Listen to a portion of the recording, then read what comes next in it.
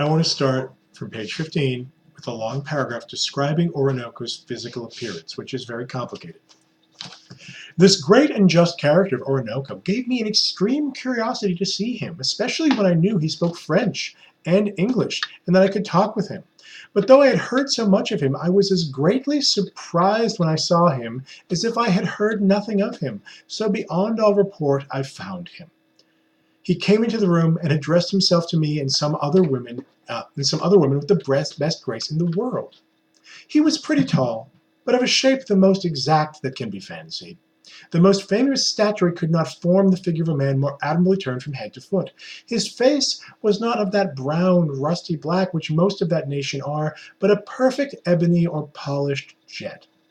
His eyes were the most awful that could be seen, and very piercing. Awful here means awe-inspiring. The white of them being like snow, as were his teeth. His nose was rising and Roman, instead of African and flat. His mouth, the finest shape that could be seen, far from those great turned lips which are so natural to the rest of the Negroes. The whole proportion and air of his face was so noble and exactly formed that, bating his color, there could be nothing in nature more beautiful, agreeable, and handsome.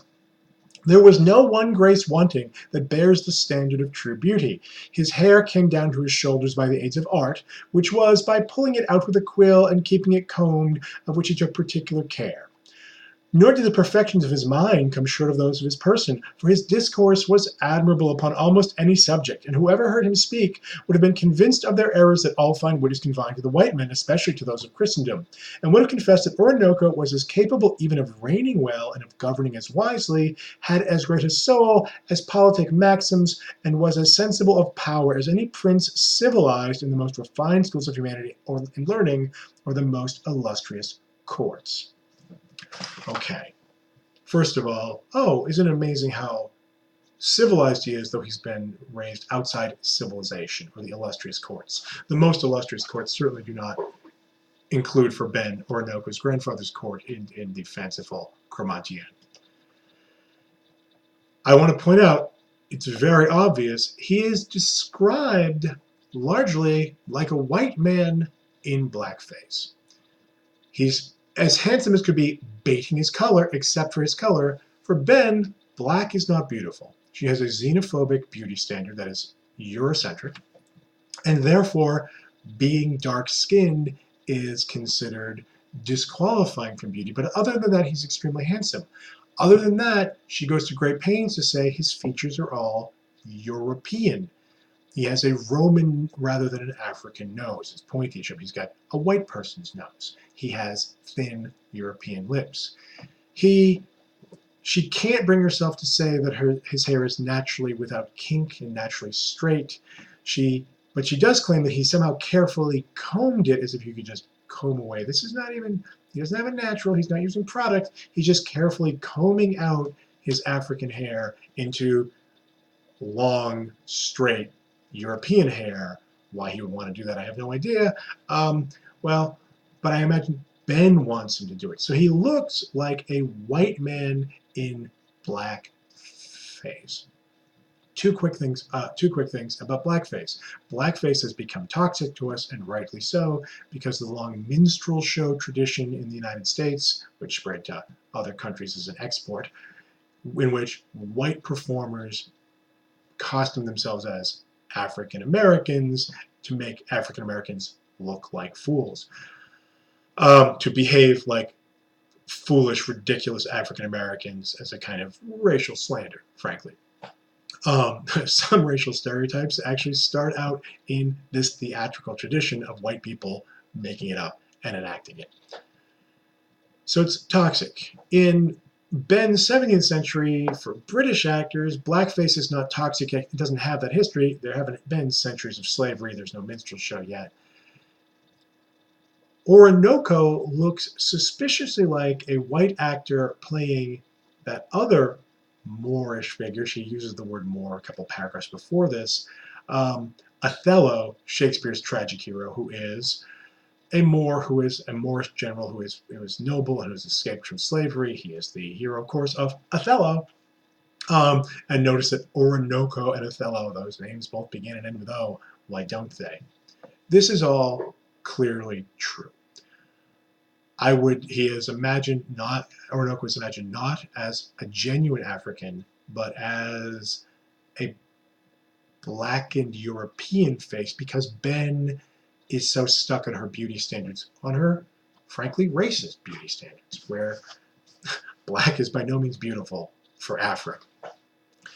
I'd also point earlier on, he's described as like statuary. He's also described as having a darker skin color. Not a mere rusty brown, but like really black, like ebony, or polished jet. Like polished, like luxury goods. He is described, first of all, like luxury goods. Jet, a semi-precious stone that gets polished. Ebony, a luxury wood. But the sentence before that involves statuary. He looks like a statue of a man. An imported, non-European luxury good. Your statue of an African. He is commodified in Ben's imagination before he even gets to speak. I also want to point out throughout, we should tend to, I've been talking a lot about ideology, we should attend to language. I would point out that Oroonoko is repeatedly associated with wild animals, noble, impressive wild animals. So we have stories where like the European ladies go on Oroonoko tends them and he fights with bears, right? He wrestles with them. I want to read two moments for you. From page 38, immediately after Oroonoko gets enslaved, it may be easily guessed in what manner the prince resented this indignity, who may be best resembled to a lion taken in a toil. So he raged, so he struggled for liberty, but all in vain, and they had so wisely managed his fetters that he could not use a hand in his defense to quit himself of a life that would by no means endure slavery, nor could he move from the place where he was tied to any solid part of the ship against which he might have beat his head and have finished his disgrace that way. So that being deprived of all other means, he resolved to perish for want of food, and pleased at last with that thought, and toiled and tired by rage and indignation, he laid himself down and suddenly resolved upon dying, and refused all things that were brought to him. Okay, as I've said elsewhere, there's an ideology that suggests, okay, slavery is acceptable if you have the choice of dying instead. Oroonoko wants to die rather than be a slave. It is made pointedly obvious here, and it's actually, the way he's been chained up is preventing him from killing himself, to his great frustration, leading to his attempt to starve himself to death. What I really want to talk about here is the fact he can be resembled to nothing, compared to nothing so much as a lion in a toil. He's like a lion, a noble beast, but nonetheless an exotic African animal. King of the jungle. That is a European phrase. Lions occupy the savannah, not the jungle, but you get the picture. He is exotic, he is princely, monarchical, but also exotic, and like an animal. He is repeatedly compared to noble and warlike beasts. This is not an accident, it has a cumulative effect. And he's also then associated with, in terms of like saying he's wrestling bears to get cubs, etc. I want to go back before he's introduced at all to a passage that seemingly isn't about Oroonoko at all. On pages 9 and 10, Afroben's narrator, Afroben, is describing the kind of exotic wildlife of Suriname. They're trading with the Indians for their fish, venison, buffalo skins, and little rarities as marmosets, a sort of monkey as big as a rat or weasel, but of a marvelous and delicate shape, and his face and hands like a human creature, and coucheries, a little beast in the form and fashion of a lion, as big as a kitten, but so exactly made in all parts like that noble beast that it is it in miniature. Look for motifs. Look for images that recur throughout a literary text that speak to each other and create connections, even when those connections are not literal on the terms of plot. Oroonoko is like a lion, but also from the second paragraph, third paragraph of the book, there's an idea of a miniature lion like a kitten who's a pet.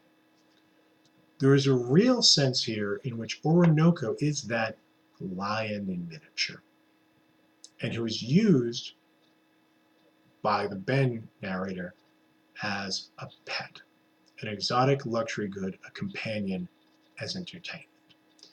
He is heroic, he is noble, but the imagery used throughout the book also diminishes him.